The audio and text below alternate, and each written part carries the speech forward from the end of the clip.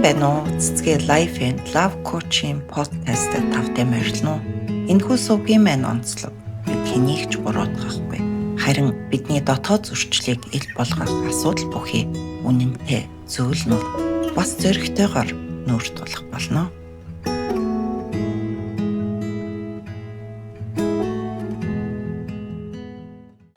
Өнөөдрийн подкастаараа хууралт, гэр бүлийн гадуурх сэтгэл татагдал буюу дурлал, гэр бүлийн гадуурх харилцаа гэсэн 3 ойлголтын ялгааг хосын сэтгэл зүйн онолын дагуу тайлбарлая хэмээн шийдлээ л дээ.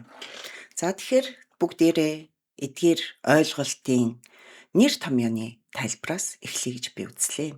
За гэр бүлийн гадуурх дурлал буюу сэтгэл татагдал гэж юу вэ гэдгийг тодорхойлохдоо хүн аль хэдийн тогтсон хосын харилцаанд байхдаа хин нэгэнд буюу 3 дахь хүнд романтик байдлаар сэтгэл хөдлөлийн татагдал мэдрэхийг хэлнэ гэж тодорхойлж байна. Энэ нь хайр байж болох нь байх нь аль эсвэл нөгөө бидний яриад байдаг крашлах гэж байдаг тийм ээ. Краш байж болно. Аль эсвэл тэр хүнийг хараад догдолдог тэр романтик догдлол байж болдог байх. За энд бол хамгийн гол бидний ойлгох ёстой юм юу вэ гэхээр энэ бол дотоод сэтгэлд явагдаж буй процесс гэдгийг ойлгоорой. За тэгэхээр энэ ямар онцлогтой байдаг юм бэ? За бусад хууралт, гэр бүлийн гадуурх харилцаа энтертэй харьцуулахад бол энэ секс заавал байх албагүй. Яагад гэвэл зөвхөн тийм ээ эхний алхамд буюу татагдал, дурлал явагдаж байгаа үед үйлдэл хийгдээгүй байж болдог. Гэхдээ нэг юмыг ойлгоорой. Бодол тийм ээ ерөөсө бүх чигээрээ тийшээ шилжчихсэн байдаг. Дээр нь бидний төсөөлөл тархинд тэр хүн л явж байдаг. Тэгээд сэтгэл хөдлөл бүгдээрээ тийшээ төвлөрдөг гэж бод. Ингэж мэдэрхээр хүн өөрийгөө би ч ер нь амьд байгаа юм байна. Би ч бас дурлж байгаа юм байна. Хин нэг нь намайг харж байна, сонирхож байна. Би ч тийм ээ эрэгтэй юм биш үү, эмэгтэй юм биш үү гэх мэт ийм мэдрэмжийг шинээр авах боломжтой байдаг байна. За тэгвэл энэ бүхний ард байдаг сэтгэл зүйн механизм юу вэ гэж та нар асууж маа тийм ээ. Тэгвэл энэ бүхний ардны 3 механизм нууг тастай байдаг. За нэгдүгээр хосуудын хоорондын дурлалт хосын тийм нөгөө харилцааны дутагдал бий болоод ирэхээр хоёр хосын хоорондох тийм ээ хайр, хүсэл, татагдал гэх мэт зүйл унтарсан байгааг илтгэж байгаа бас нэг тийм юм байгаа. Яагад гэвэл хүн хосоосоо биш тийм ээ өөр 3 дахь хин нэгнээс энэ догтлол гэдэг юмыг хүлээгээд эхэлж байгаа. За хоёрдугаарт хэрвээ ямар нэгэн байдлаар дурлалт хосын төвшний дутагдал яваад эхэлсэн бол хүн бүхэн төрөлхийн тийм өөрийгөө баталгаажуулах хэрэгцээ шаардлага гэдэг юм байдаг. Тэр нь юу вэ гэхээр би хин нэгэнд хэрэгтэй байх юмсан гэдэг хэрэгцээ шаардлага. Яг үүнээс үүдээд яна би хинт ч хэрэггүй болцсон юм биш үсттэй гэсэн айдас давтаад эхэлдэг. Тэгэхээр 2 дахь механизм байна. Энэ байдаг бахан. За 3 дахь ямар механизм байдаг вэ гэхээр хин нэгний өөр дүрт орж үзэх хүсэл мөрөөдөл үнд байдаг. Би энэ амьдралаас өөрөөр байж болох байсан юм биш үү гэсэн нэг тийм сониуч зан гэж хэлж болно тийм ээ. Тэр ард нь нууг тастай байдаг байна. Гэр бүлийн гадуурх сэтгэл татагдал буюу дурлал бол өөр хүн дурлснаас илүүтэйгээр бид өөрт дутагдж байгаа тэр мэдрэмжинд дурлсан байдал гэж тайлбарлаж болох нэ. Юу та андуурагддаг вэ гэж асууж маад. Тэгвэл хүмүүс энийг жинхэнэ хайртай андуурдаг. Би хин нэгэнд хайртай болцсон биш байгаа да гэдэг тийм бодолтой болчихдог. Тэгэн гуйта энэ л нэр миний хайж явсан, хайрлж явсан хүн байсан биш тэгээд өнөө крашта эсвэл өнөө тийм ээ сэтгэл догтлолыг татаж байгаа хүндээ илүү анхаарал хандуулах магадлалтай болоод ирдэг байна. Тэгэхээр яг үүнээс болоод аюул үүсдэг. Энэ байдалтай итгэснээсээ болоод бид нар дараагийн үйлдэлийг хийх боломжийг хайждаг. Ингээд ирэхээр бид нар яг бодит байдал дээр энэ шин мэдрэмж, түрүүний ярьсан шин мэдрэмжүүд дээр нь өнөө хуучирч зэвэрсэн хосын харилцааны дутагдлын нийлбэр байснараа бид аюултай алхмыг хийх гэдэг байх нэ. Хууралт араар тавилт гэдгийг хосуудын хооронд ил тод эсвэл далд тохиролцсон үнэнч байдлынхаа хил хязгаарыг яг энэ дээр үйлдэлээр зөрчихийг хэлнэ. Ямар нэгэн үйлдэл хийж эхлэх нь яхаа. Энэ тэгэхээр юу байж болох вэ гэхээр секс байж болно. Аль эсвэл хин нэгэн өөр хүнийг үнсхийг хүссэндээ үнсэж болно, хин нэгэнтэй нууцаар уулзалт зохиож болно, аль эсвэл бүр эротик харилцаанд орж болно. Энэ дээр бүр порно кино үзэх харилцааг хүртэл хүмүүс хууралт гэж үздэг тохиолдол байдаг тийм ээ. Ингэхээр тухайн хоёр хосын хоорондоо тохиролцсон үнэнч байдлын хил хязгаар юу байсан бэ гэдэг бол тухайн хоёр хосын л хоорондын асуудал байдаг. Тийм учраас хосуудын хооронд манай нөхөр намайг хуурчлаа, эхнэр хуурчлаа гэсэн тохиолдолд тэдний ойлгож байгаа хууралт гэдэг ойлголт олон янз байдаг нь үүнтэй холбоотой юм байна. Тэгэхээр хууралт гэдэг бол мэдрэмж бишээ, үйлдэл гэдэг юм эхэлсэн байгаатай холбоотой байдаг. Энэ бол яг өмнөх тийм ээ сэтгэл татагдал буюу дурлалаас гол ялгагдаж байгаа ялгаа нь эндээ байдсан шүү. За тэгвэл яг энэ хууралт араар тавилтын үед нөгөө хосын харилцаанд орсон тухайн хүний ар гэр маань хамгийн хүн дээр тусгаж авдаг. Яагад гэвэл энэ үед хамгийн ихээр итгэл эвдэгдэнэ. Дээр нь нэмээд би чамд итгэж байна, би чамтай л гэрэлсэн гэсэн тэр нөгөө аюулгүй байдал гэдэг юм алдагдаад эхэлждэг. Тэгээд өнөө хүн яв гэж бодох вэ гэхээр за да нэг хуурсан бол дахин хуурандаа гэсэн тийм маш том гэмтэл түүнээс үүдэлтэй шарах бий болоод эхэлж байна. Энэ тэгэхээр яг зөвхөн сексийн асуудал биш. Тухайн хосын аюулгүй холбооны суурийг эвдээд эхэлдгээр хамгийн их хор хөнөөлтэй байдаг. За тэгвэл хууралтын сэтгэл зүйн шалтгаан юу байж болох вэ тийм ээ? Энд бол ямар нэгэн байдлаас гэр бүлд болж байгаа таагүй байдлаас зогтох байж болдог. Гэртээ ирэхээр юу гэдгийг өдөржин хүүхдээ хараад ядарсан эхнэрийн үглэлт, шаардлага тавилт гэх мэт зүйлсийг оройн тэргүй ядраад ирсэн нөхөр биелүүлэх боломжгүйдээ зугатаад удаан хугацаагаар ажил дээрээ байх тэр замыг ч сонгож болдог. Тэгж байхдаа өөр хин нэгэн өөрийг нь ойлгож байгаа мэт мэдрэмж өгж байгаа хин нэгэнтэй танилцах ч юм уу тийм ээ. Энэ бол зөвхөн жишээ шүү за. За дараагийн нэг сэтгэл зүйн шалтгаан юу байж болох вэ гэхээр ямар нэгэн шийдвэр гаргахгүй тулд зугатах бас алхмыг хийж байгаа. Би шийдвэр гаргахыг хүсэхгүй байна гэсэндээ хэрүүл болохоос зайлсхийгээд ямар нэгэн байдлаар бас цугтдаг тийм ээ. За дээр нэмээд хүн нэгэнт тийм ээ ярилцах дурггүй, харилцаанд орох дурггүй бол ямар нэгэн зөрчлийг ил гаргах зориггүй байдаг. Зөрчил ил гаргаснараа бид нөгөө л хэрүүл тэмцэлтэйгээ учирчих гадаг. Бид харилцааны урлаг гэдэг суралцаагүй цагт шийдвэрээ гаргаж чадахгүй байх нь зөрчлийг ил гаргаж чаддгүй байх нь. Тэгэхээр хууралт гэдэг бол яг үнэндээ тийм ээ. Харилцааны асуудлыг шийдэх оролдлого биш, харин түр мартуулах арга байдаг. Бид зугатсандаа эндээс түр мартаж тийм ээ тэр асуудлыг хойшин тавьж байгаа болохоос энэ шийдэж байгаа оролдлого биш. Энийг данж залуу хүмүүс мань ойлгохгүйгаас болоод төр зургийн хууралт маань бүр цаад шатандаа ороод илүүтэй гүнзгийрэх явдал их байдаг. За тэгвэл бидний тийм ээ 3 дахь ойлголт болох гэр бүлийн гадуурх харилцаа гэж юу юм бэ гэдгийг бүгдээрээ бодоод үзье. За гэр бүлийн гадуурх харилцаа гэдэг нь 3 дахь хүнтэй удаан хугацаанд үргэлжилсэн нууц сэтгэл хөдлөлийн буюу биеийн харилцаа холбоо үүсгэхийг хэлнэ гэж байгаа. За тэгэхээр сэтгэл хөдлөлийн буюу биеийн гэхээр нэг бол сэтгэл хөдлөлийн удаан хугацааны харилцаа холбоо гэхээр заавал секс байсан ч байж болно, байхгүй ч байж болох нь тий. Хамгийн гол нь сэтгэл хөдлөлийн төв нь бүр ингээд өөр нэгэн хүн дээр удаан хугацаагаар шилжчихсэн байдаг байна. Яагаад энэ тийм аюултай байдг юм бэ гэдэг асуулт тавьдаг хүмүүс зөвхөн хоёр хосын хооронд болдог дотоод яриа бие биендээ чамдаа л би итгэж суусан шүү. Чи минь миний ард 100% зогсож байгаа шүү гэсэн нөгөө сэтгэлийн дэмжлэг. Алдаад оноод ирэх үед нь ойлголцож чаддаг тэр нөгөө хосын нууц орон зай. Энэ бүх юм яах вэ гэхээр 3 дахь хүн рүү шилжээд ирдэг байна. Тэгэхээр өнөө гэр бүлийн дотор маш муухай хуйтан, механик зөвхөн үүрэг нь үлдсэн тийм функцэд нь үлдсэн гэр бүл гэж болно тийм л юм үлдээд эхэлдэг. За секс байж болно, байхгүй байж болно гэсэн тийм ээ. Секс байхгүй тохиолдолд хүн өөрийгөө их хөвчлэн за би секс хийгээгүй юм чинь урваагүй л гэсэн үг гэд ингээд зөвтгөөд байдаг. Гэтэл яг бодит байдал дээр сэтгэл аль хэдийн урвчихсан байдаг. Удаан хугацааны хин нэгэнтэй мессеж чатаар харилцах, тухайн хүнтэй зовлонгоо дэлгэх, эхнэртэйгээ нөхөртөөгөө ямар нэгэн байдлаар асуудал үүсгэх үедээ 3 дахь хүн рүү хандаж зөвлөгөө авч тухайн хүндээ илүү их дотн байдлыг үзүүлсэхээс эхлээд энэ нь бол гэр бүлийн хамгийн нандин зүйлсийг 3 дахь хүн лөө шилжүүлээд байдгаар маш аюултай байж байгаа. За энэ дээр нэмээд тийм ээ сексийн харилцаа буюу биеийн дотн байдал нэмэгдээд ирэх тохиолдолд яг ийм гэр бүлийг аврах боломж маш бага болоод ирдэг. Тэгэхээр энэ харилцаа бол хамгийн аюултай гэж үзэж болох харилцаа юм байна. За тэгвэл одоо цөмөрөө саяны бүх зүйлийг нэг дүгнэлт хэлье л да.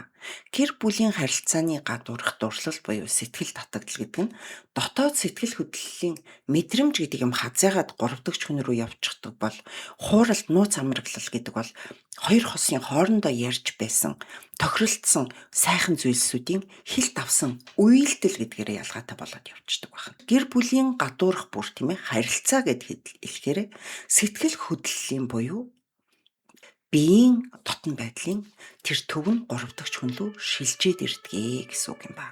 Тэгэхээр энэ бүхэн өөр өөр ойлголт байдаг л да. Тэгмээс өөр өөр эрсдэлтэй байдаг. Түүнээсээ нэмээд өөр өөр төвшний асуудлыг заадаг. Хүмүүс ингэдэг надаас зөвлөгөө авах гээд ирэх үед би хамгийн түрүүнд ямар төвшөндөө явж гин. Энэ хоёрын харилцаа ямар төвшөндөө байна вэ гэдгийг олж мэдхийн тулд би тэднээс энэ яг хууралт байсан уу аль эсвэл тийм ээ гэр бүлийн гадуур харилцаа байсан уу гэдгийг олж ялах шаардлагатай болдог. Хосууд маань даанч энэ гурвыг энэ гурван ойлголтыг ялгаж ойлгодог нь маш ховор байдаг юм аа. За тэгвэл одоо бүгдээрээ дараагийнхаа сэдв рүү гэх юм оръё тийм ээ. Энд сэдвтэй болохоор бүгдээрээ яг энэ гэр бүлийн гадуурх дурлал буюу сэтгэл татагдал, хууралт, гэр бүлийн гадуурх харилцаа гэсэн энэ зүйлүүд чинь хосын харилцааны ямар төвшөнд яагаад үүсдэг вэ гэдгээ бүгдээрээ ярилцъя. Тэгвэл би хосын харилцааны төвшнүүдийн тухай энэ удаад би дахин тайлбарлахыг хүсэхгүй байна. Яагаад тэгэхээр яг энэний өмнөх подкаст дээр хосын харилцааны нууц амраглалын харилцаа үүсэх боломж бүхий 3 төвшнийг би нэлээд тодорхой тайлбарлчихсан ба тэрийг та нар нөхөд үзээрэй. За гэр бүлийн гадуурх сэтгэл татагдал буюу дурлал гэдэг нь дурлалт хосын төвшний алдагдал гэдэг шинжтэй байдаг тийм ээ. Дурлалт хосын төвшний алдагдал буюу гэр бүлийн гадуурх дурлал хизээч тийм ямар нэгэн байдлаар эцэг эхийн ачааллаас болж үүсдэггүй байх нь тийм ээ ажил үргийн хойролтоос болж үүсдэггүй байх нь. Яг энэ нь бол хамгийн гол нь дурлалт хосын төвшөндөө шууд холбоотой байдаг байна. Дурлалт хосын харилцааны гол шинж бол маш дотн харилцаа байдаг гэж хэлсэн тийм ээ. Жинхэнэ дотн харилцаа сексээр тухайн гэр бүл дархлаагаа тогтоох ёстой байдаг. Тэгтэл яг энэ дархлаа байхгүй үднэс буюу дурлалт төвшний харилцаа байхгүй болсны үднэс хоёр биендээ чи миний хувьд эрэгтэй, чи миний хувьд миний хүсэмжилж явдаг эмэгтэй хэвээрээ байна гэсэн тэр мэдрэмжийг хоёр биендээ өгч чадхаа байж байгаа. Тэр хүнийг харсан ч харцсан сонирхолтой биш болдог. Тэр хүнийг тийм ээ ямар нэгэн байдлаар орж гарч ажилласаа ирэх юу гэдгийг тийм ээ тех болгонд сэтгэлийн тийм татагдал гэдэг юм ховор болоод ирдэг. Дээр нэмээд секс байхгүй болохоор тэр хоёр яг бие биетэй ойр байх хүсэл гэдэг юм хязгаарлагдаад эхэлдэг. Өөрөөр хэлбэл романтик тоглолт харилцаагүй болсонтой хамааралтай болоод ирэх юм. Хосын харилцаа гэдэг бол эцэг эхийн төвшөнд ажилласнаар функционал төвшөнд бол тогтворцсон байдаг. Өөрөөр хэлбэл ийм тохиолдолд бид нар дотн харилцаа байхгүй ч гэсэнд эцэг эхийнхээ үүргийг хийгээд байдаг бахан ажил үүргийнхаа хойролтыг бас хийгээд байдаг бахан. Тэгэхэд гадаад шин нэгэн хүн гарч ирэх үед тэр хүн тийм ээ шинэ хүн учраас биш харин яг бидэнд дутагдж байгаа өнөө дурлалт орон зайг төр сэргээж өгдөг учраас бид сэтгэл татагддаг байх нэ. Энийгээ бид нар яах вэ тий? Жинхэнэ хайраа боллоо гэж андуурдаг нь маш том аюул байдаг гэж хэлсэн. Үнэн дээр бидний дурлал төвшний харилцаа маш удаан зэвэрч гисэн удаан өгсөн мэт байгаад тиймээс түүнийг дахин мэдрэх нь бидэнд маш хүчтэй мэт санагддаг. Тэр тусмаа хин нэгэн цоо шин хүнээс тийм ээ. Гэхдээ энэ асуудлын гол хин нэгэн хүнийг сольсондоо биш. Таны гэр бүлийн дурлалт хосын төвшний харилцаа, эцэг эхийн төвшний харилцаа, функционал төвшний харилцаа гэд өөр төвшөнд очсон байгатай холбоотой гэдгийг барагтай л бол хосууд минь ойлгож мэддэг. Энэ дээр та нар анхаараарай гэж би хэлмээр байна.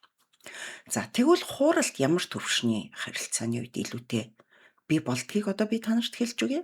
Хууралт гэдэг болохоор бидний дурлалт төвшний харилцаа тийм ээ, аль хэзээний байхгүй болоод дээр нь хил хязгаарын алдагдал буюу ямар нэгэн байдлаар үйлдэл эхэлчихсэн үед бий болдог. Энэ бол зүгээр нэг хин нэгэнд сэтгэл татагдсан, горовдогч хүнд сэтгэл татагдсан дурлалын үргэлжлэл биш байдаг. Харин дотоод зөрчлийг шийдэхээс зайлсхийсэн сонголт байдгаа гэж би танарт хэлсэн. Тэгвэл яг хууралт одоо ямар төвшөнд илүүтэй явагдаад идэгюм. Дурлалт хосын төвшин аль хэзээний унтарчих үед эцэг эхийн төвшний дарамт нь ихсээд ирдэг.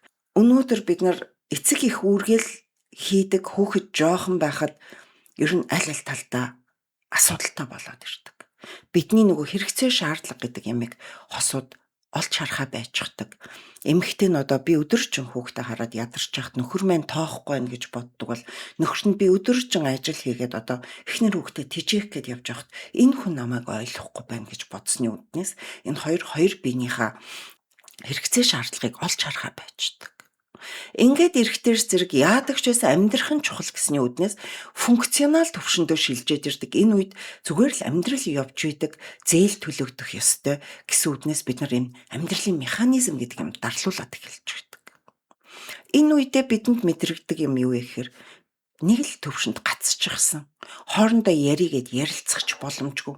Салах гэхээр одоо тийм ээ өнөө жоохон хүүхдүүдтэй яг энэ үедээ яхав бид нар цухтах гэдэг ямиг үйлдэлээр хийж эхэлдэг. Цухтах гэдэг ямиг үйлдэлээр хийснээр бид нар харилцаа гэдэг юмнаас их цухтаж эхэлдэг байхгүй юу? Тэгвэл хууралтын үед итгэл маш хүчтэй эвдэрдэг гэдгийг би танарт хэлсэн тийм ээ.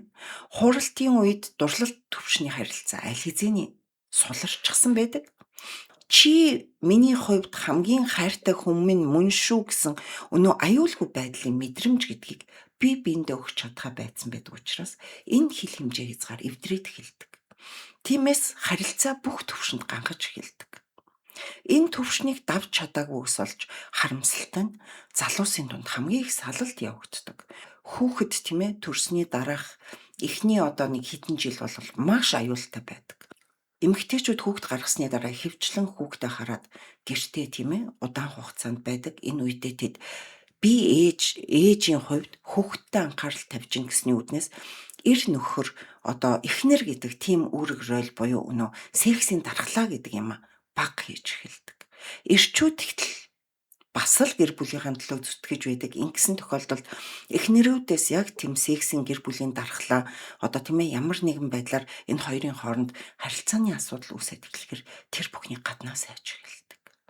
Тийм учраас хамгийн аюултай үе бол энэ байдаг залуу гэр бүлийн дунд.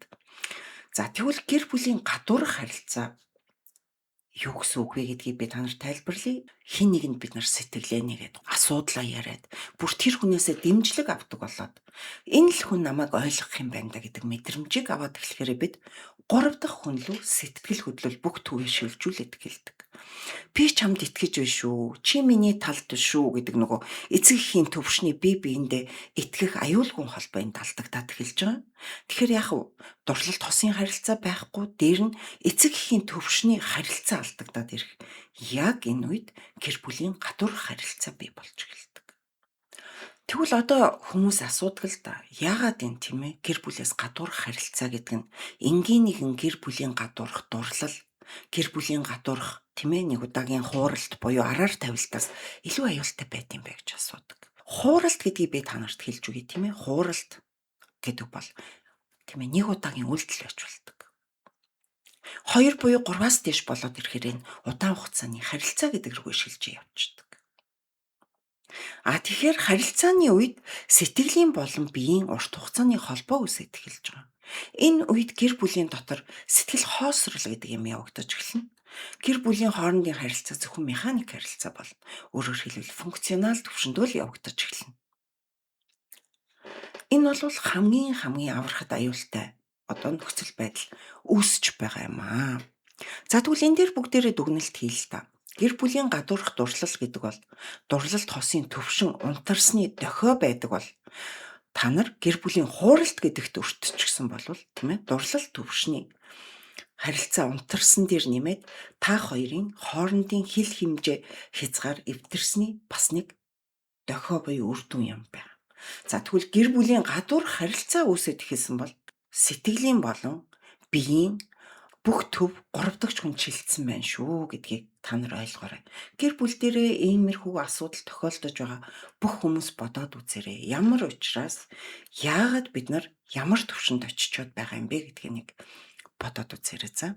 Тэгэхээр энэ асуудлыг эцэг эхчүүд буюу хосууд ярихдаа дандаа за ямар тэнэг штэ ухамсартай хүн ийм үйлс хийхгүй штэ. Сексэндээ захирагдаг тийм хүн гэж юу ядгийг гэж би бинээ их буруутгадаг. Ийм үйлдэл хийсэн хүнийг буруутгаад эхэлдэг.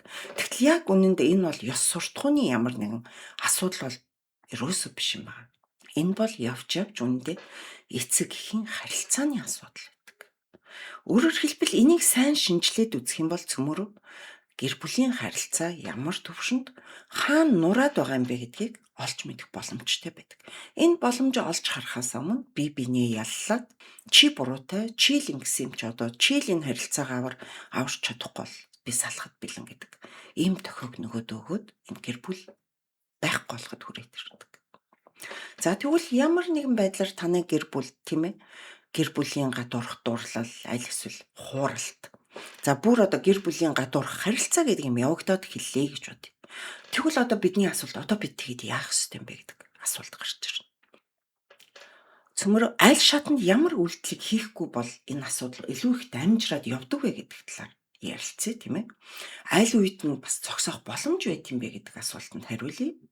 Мөн аль үед энэ ер нь ноцтой болоод эхэлсэн юм бэ гэдгийг шат болгонд одоо цөмөр авч хэлцээ. За нэгдүгээрт хэрвээ энэ зөвхөн гэр бүлийн гадуурх дурлал байгаа бол энд би та нарт хэлсэн дурлалт хосын харилцаа унтарсан байхад холбоотой шүү гэж хэлсэн. Энэ бол нэг бодол юм зүгээр л дохио. Тиймээс одоо та нар аврахад хамгийн одоо хялбар шатандаа явж гин гэсэн үг. Чи яг энэ үед итгэх итгэл гэдэг юм байхгүйгаас болоод хосуудын хоорондох гэр бүлийн нөгөө дурлалт харилцаа алдагдаад эхлэх үе зөндөө байдаг. Хүүхдээ хараад гэртээ сууж байгаа ээжүүд маань юу гэдэг вэ гэхээр өөрийгөө би тарган байна, муухай байна. Хин нэгний хүсэж байгаа сайхан бүсгүй биш болчихлоо. Дээр нэмээд хүүхэд хараад гэртээ сууж байгаа мөнгө олохгүй байгаа хэсэг хугацаагаа за одоо би ингэж хүнд дараа болж гин. Би мөнгө олохгүй байна гэх мэт юм эвгүй мэдрэмжүүдийг аваад эхэлж өгдөг. Чиний хайртай хүн чинь өөр хин нэгнийг сонирхоод крашлаад эхэлсэн байгаа бол зогсоох боломжтой. Учир нь энэ хил хэмжээ хязгаар гэдгээ давж амжаагүй байгаа шүү дээ. За энэ төвшний хувьд хамгийн том алдааг юугаар боддог вэ гэхээр одоо хин нэгэнд тийм ээ дурлсан хүн нь бол энийг жинхэнэ хайр гэж андуурах гэдэг талтай байдаг. Тэгэн гутаа өнөөдөл чин хайртай хүнээ бусдаа харьцуулаад голж эхэлдэг. Одоо манай эхнэр ингээл одоо намайг голоол ингээд ах юм. Тэгтэл чи энэ одоо ажил дээр байгаа энэ бүсгүй намайг ойлгож байна. Тэгтэр зэрэг би одоо хүүхдээ ботсондоо илүү юм хийж болохгүй одоо тийм ээ ойлгож байгаа үнтэй ийм хүнтэй байгаа нь их юмч гэдэг юм уу тийм ийм байдлаар сэтгэлээ тижээж нууцхан байлгасаар хагаад энэ хоёр гэр бүл хоорондоо ярилцлагүй байж байгаа хоёр тийшээ хөндөрөх боломжтой болоод ирдэг. Би та хоёрт хэлэхэд хэрвээ та хоёрын дотроо ингээд тийм ам гаргаж байгаа мэт ингээд тижээж байгаа тийм нууцхан бодол байдаг юм бол тэр бодол дээр бодоод үзээрэй. Энэ мань би нөхрөө эсвэл эхнэрээ хин нэгэнтэй харьцуулснаас болж голж байгаа мэдрэмж байна уу? Юу байна вэ гэдгээ бас бодоорой. Би юу ч хийгээгүй юм чи би буруугүй гэж өөрийгөө тайвшруулж эхэлдэг. Тэгтэл үгүй ээ сэтгэлийн одоо ямар нэгэн байдлаар бусад хүн рүү гуравдагч хүн рүү тагтагдаж байгаа төвлөрч байгаа энэ бүхэн маань яг үнэндээ бас л том асуудал байдаг. Ингэснээр яах вэ гэхээр бид нар тухайн гуравдагч хүнд дурлалаа илүү хүчтэй болгочихдог дараагийн шат руу илүүтэй ихээр түлхээд орхичихдаг боломжтой. За тэгэхээр энэ төвшөнд бол ерөөсөө бид хамгийн боломжтой гэж хэлсэн. Гэр бүлийн харилцааг аврах хамгийн том боломж байгаа. Яг энэ төвшөнд би ер нь тийм ээ хайртай хүнээсээ юу хүсээд байгаа юм бэ гэдгийг өөрөөсөө нэг асууад үзээрэй. Надад яг юу дутагдсандаа би одоо сэтгэл хангалуун биш байна уу гэдгийг өөрөөсөө бас мэд. Асуу. Энэ бүхнийг тодорхойлж чадах юм бол гуравдагч хүнийг бодож байгаа мэдрэмжийг гуравдагч хүнийг бодож түн зориулж байхын оронд өөрийнхөө гэр бүлд алдагдаж байгаа тэр харилцаан дотроо хайж олоод энэ бүхнийг хараад эхлэх юм бол та нар өөрсдийнхөө ухамсарт гэр бүлээ алдахгүй юм шүү, аврах юм шүү гэдэг хамгаалтыг суулгаж эхэлдэг. За энэ бүхнийг ярилцаж ил тод байлгаснаар та хоёр дурлалт хосын байдалтай эргэж ирэх боломжтой болдог. Тийм учраас энэ дээр анхаарад ярилцаад үзээрэй гэж би та нартай зөвлөх байна. Дараагийн үе шат руу оръё л доо. Таны гэр бүлд хууралт явагдчихсан. Хин нэгнийг хуураад тийм ээ эхнэр нөхрийн хооронд тийм үйлдэл явагдчихсан үед юу өөрчлөгддөг вэ? За тэгвэл тийм ээ хамгийн түрүүнд би юу мэдэрсэн бэ биш? Би юу хийчихвэ гэдэг асуудал болоод эхэлдэг. Өөрөөр хэлбэл өмнө би өөр нэгэн эмэгтэйг хараад эрэгтэйг хараад тийм ээ ямар нэгэн байдлаар сэтгэлээ тийж идэг байсан бол өнөөдөр би бүр үйлдэл хийчихсэн. Өнөө хүнтэйгээ очиод унтчихсан. Аль эсвэл өөр хин нэгэнтэй эхнэрээ нөхрөө хуурчихсан. Үйлдэл хийсний дараа би юу хийчихвэ гэдэг асуудал тавигдчих эхэлэх юм тийм ээ. Итгэл гэдэг бол нэг удаа ингээд эвдэрчих юм бол буцаач түүнийг бүтэн болгоход маш удаан хугацаа шаарддаг мэдрэмж байдаг. Бид нар итгэл гэдэг юмыг эвдээ хайчгаараа маш том асуудалтай болоод ирж байна. Хууралт байдаг вэ? Юу байна? Энэ бүхэн баригдаад ирэх дээрсээ зэрэг гин бурууга цайруулах гэсэндээ нэг удаадаа бэлэг авч өгөөд нэг удаадаа ямар нэгэн байдлаар аргалаад өнгөрөх. Өөрөөр хэлбэл болсон зүйлд нэг хит анхаарахгүйгээр энийг л нэг яаж иж яагаад чимээгүй болгоод дарчихынсаа гэсэндээ нэг л удаагийн юм байсан шүү дээ гэд хэрэг анхаарал хандуулахгүй байх юм бол энэ маш их хор хөнөөлтөй байд юм аа. Тэгэнгუთ яах вэ? Эхнэр нь ч байна уу нөхөр нь. За дахиж давтахгүй бол болоо шүү гэж ингэж үдсэндээ тийм ээ. Хоёр биенээ сатааруулаад бэлэг сэлт өгөх, амралтанд явах, юу ч байдیں۔ Жижиг сажиг зүйлээр аргалаад асуудлыг энэ хоёр үндэ мэргэжлийн төвшөнд шийдлэхгүйгээр ингээд нуун дарагдуулаад буюу бүр өөрсдөөсөө бараг нуун дарагдуулаад нам дарчдаг тохиолдол байдаг. Энэ тохиолдолд бол яг үнэндээ итгэл алдсан шарах гэдэг юм чинь идэгдэггүй. Харин ч гүн болоод хаа байсан нэг газар ингээд нуугдаад үлччихдэг. Тэгэхээр яг хаяа нэг хэрэлдэх болгонд уурлах болгонд ил гарч ирээл шархан дээр чинь давс цацсан гэдэг шиг л хоорондоо хоёр бинлүүгээ үргэлж тэрийгээр төрөв барьж хэрүүл үсдэг. Харилцаа гэдэг юм эвдэрдэг. Хамгийн том асуудал цаашаа үргэлжилдэг. Чи үнэхээр энэ гэр бүлд хууралт байсан бол хийгдсэн бол дараах бодит асуултыг заавал өөртөө тавиад үзээрэй.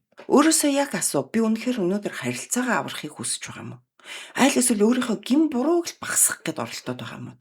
Та хоёрын хооронд ил тод байдал зайлшгүй шаардлагатай болж байгаа. Ийм асуудал хийснийхаа төлөө хин хариуцлага хүлээх ёстой ба.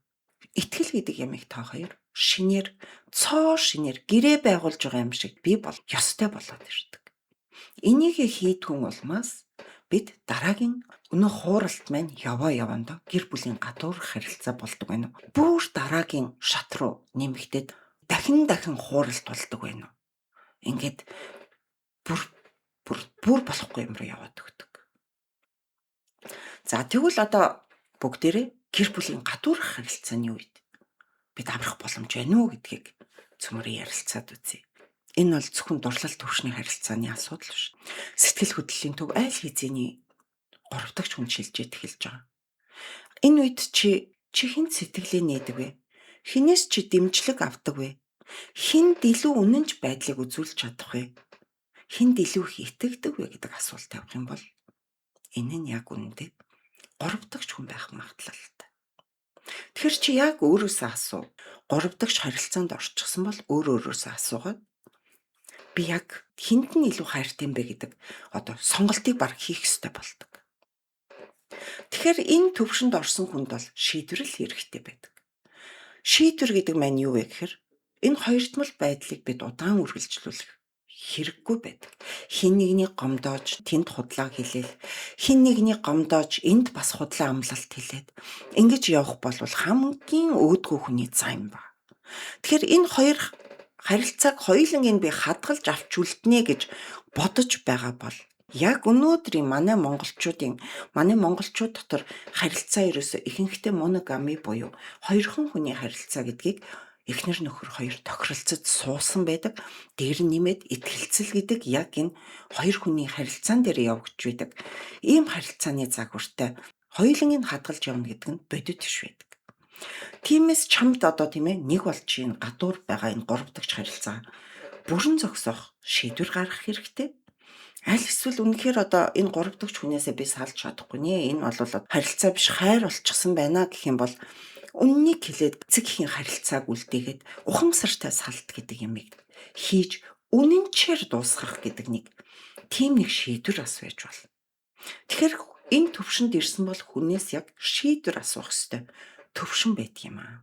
Өөртөө үнэнч байж чадах юм бол энэ бүх асуудлуудын хариуг өөрөөсөө олох боломжтой гэж би та нартай хэлэх байна. За энэ бүхнийг дүгнээд хэлэхэд тийм ээ гэр бүлийн гадуурх дурлал гэдэг маань бидэнд энэ гэр бүлийн харилцаа руу анзаарах боломжийг өгдөг байна. Нэг бодлын тийм ээ бид нар бэрхшээлийг боломж олгож олж харах юм бол миний хайртай хүн өөр хэн нэгэнд крашлаад эхэлж байгаа бол бид хоёрын дотны харилцаа, хосын харилцаа байхгүй болоод байгаа юм биш үсттэй гэдэг анзаарах боломжийг өгдөг байна. Хуралт гэдэг юм явагдаад ирэх юм бол яг үнэндээ тийм ээ чи харилцаагаа аврахыг хүсэж байна уу?